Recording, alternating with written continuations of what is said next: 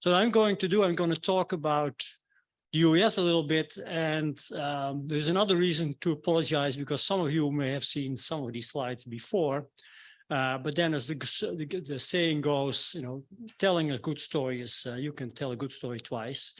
So I'm going to talk a little bit about the history of the UAS, and the purpose is partly to share what I think is our philosophy, which is really that we want to share what we're doing in our data, and we try to build a community and try to get feedback and input as much as we can. So here it goes about the history. So we started at USC in 2014, but there is a pretty long list of predecessors that preceded what we're doing.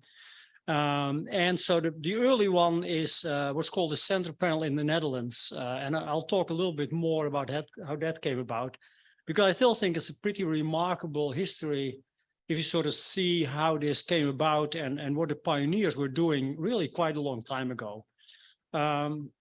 So this is really about how the first still existing internet-based panel, probability-based internet panel came about. And this was written up by the two pioneers who built it. And so the way this worked is that they drew a random sample of the Dutch population, and they gave them home computers and modems. And then, and if needed, also they would give people a telephone connection, although, you know, the use of telephones was very widespread at the time. And then respondents would get then surveys on a Friday. They would then answer the surveys over the weekend, and then they would upload their answers by Sunday night or Monday morning. This worked actually pretty well, and there's another reference there where you can sort of, if you really want to look at the history, that you can consult. So then what happened is, and actually this is what it looks like. So you have a screen of some sort, television. You have the computer is really the keyboard, and you need a phone and a modem. Of course, most people won't have a printer, but everything else is sort of if you like, the generic setup of how this worked. And then this is, you know, so my favorite picture. It's sort of it's really a time stamp of, you know, people, the way people did this. You have this elderly woman, of course, she has a cigarette in her hand, and then sort of quietly on a Sunday night answer the questions on her TV. So the keyboard she has is the computer. The computer, by the way, was called a Quaderno. I'm not sure whether it's also was sold in the US, but certainly that was. Actually, the name suggested maybe Italian. I don't know. It was. Marco is nodding, so maybe it was an Italian computer. So this worked pretty well. And then in 1991, the University of Amsterdam got another grant from the National Science Foundation in the Netherlands to start a new one. So the first panel was about 1,000, and this one was 3,000. And at the time, I was running a center at the University of Tilburg, where I was, called the Center for Economic Research.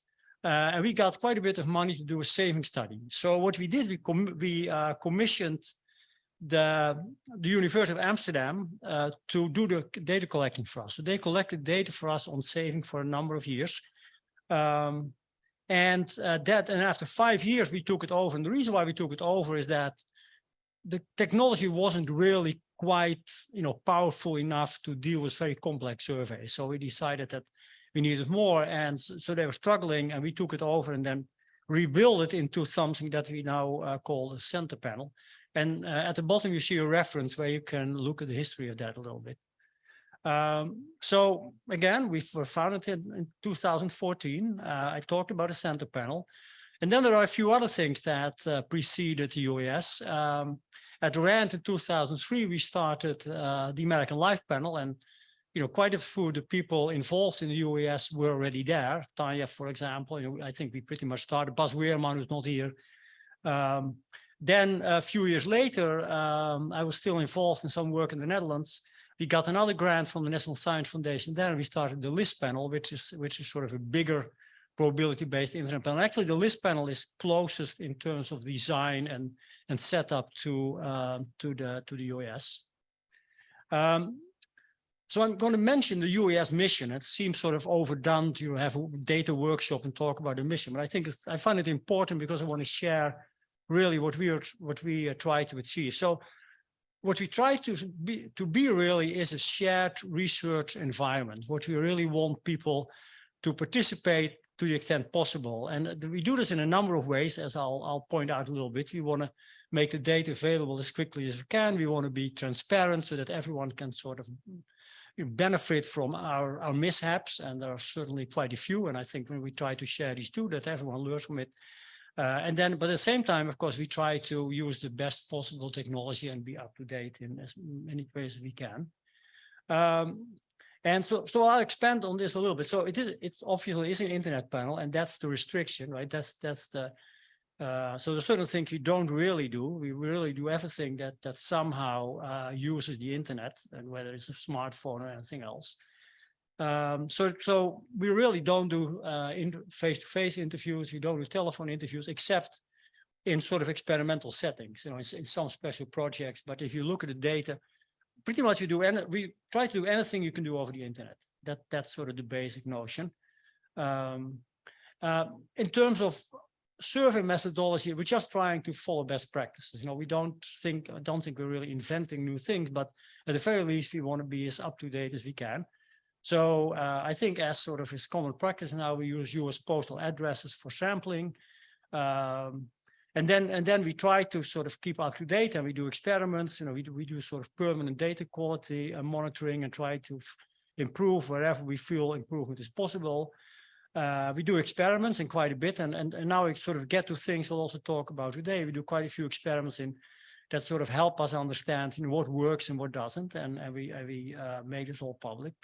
And of course, we try to cover the full population. So if people cannot participate for technical reasons, we try to provide them with whatever is needed for them to participate. And typically that will be, for example, internet access or tablets. Although I think nowadays it turns out that that really is not as much of a restriction anymore. So when we started, we had a decent percentage of people who we would give them a tablet and an internet connection. Now that percentage is really very small. So increasingly, what's important is the sampling. Providing technology has become less important, but we still do it. We still, whatever is needed, we do that. And then the last one is sort of a dream, because obviously one restriction here is that you can only do it if you can read.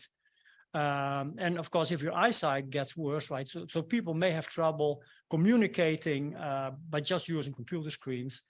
And one of the things we haven't done, but people talk about is, and we have also talked about, is of course whether you can then also have something like the computer speaking to you, and then you would need speech recognition to register what the answers are. So we certainly, I think we always have to worry about what groups you're missing, and that's a group that potentially we're certainly not covering it right now. The other thing is, I think what distinguishes us from most other internet panels is that we try to have as much data as possible. So we have as much data as possible, follow it longitudinally, and then add all sort of other stuff. So for example, we do what's called burst designs, where people during the week, they get prompts on the cell phone and they're asking a couple of questions, maybe 4, 5, 6 times a day, right? And we embed that in the overall structure. And then of course, we respond to events like COVID is sort of a big event that we responded to, and we have done COVID tracking surveys for quite a while, and we'll talk about this later today also. And then, as you would expect, which increasingly everyone is doing, combine survey data with big data. And we'll talk about this a little bit today also. And then we'll also talk today about collection of non-survey data, like with wearables. So we talk about what kind of things we have collected with wearables. And of course, we can always talk about new things we can do by using wearables. And the biomarkers are sort of not what I said earlier, because if there's still the dream of genotyping the UAS, but we haven't quite gotten there yet. And that is obviously a case where you cannot just use the internet. There you have to send saliva kits to respondents and ask them to send it back. So that's still in the works. So as to make this a resource for everyone, it's very important that we share the data as soon as we can. And for most surveys, we share it pretty much after a survey has come out of the field. So particularly when we did the COVID tracking, where we had like, I think 33 waves, in principle, the data always were available on our website within about 12 hours after it came out of the field, and at most 24 hours. And of course, that's also to optimize the usability of the data that we're collecting. Another thing we'll talk about a little bit today is how we can make data more useful for the general public or for policymakers, and that means that you need interactive dashboards. And we're not, frankly, we're not quite as far as we would like to be, but we have something to show, and Pancho is going to talk about this. And then, of course, what most for the big surveys have, you have different levels of data access.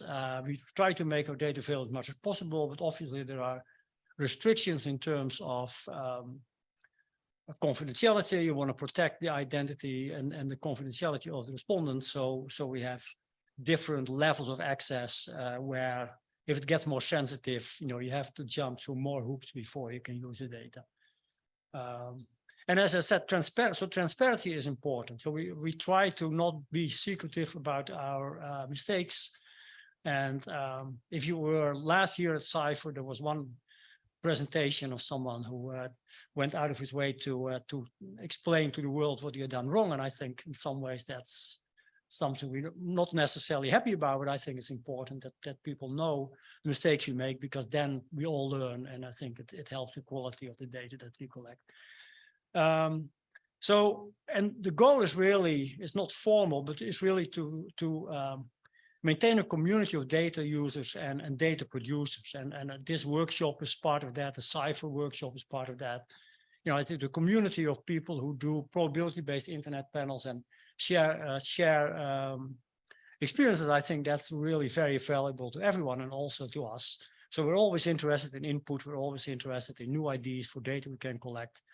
And we're always open for business, to be honest. So if you have a grant that you think that we're a good place to collect data, then we're always open to that.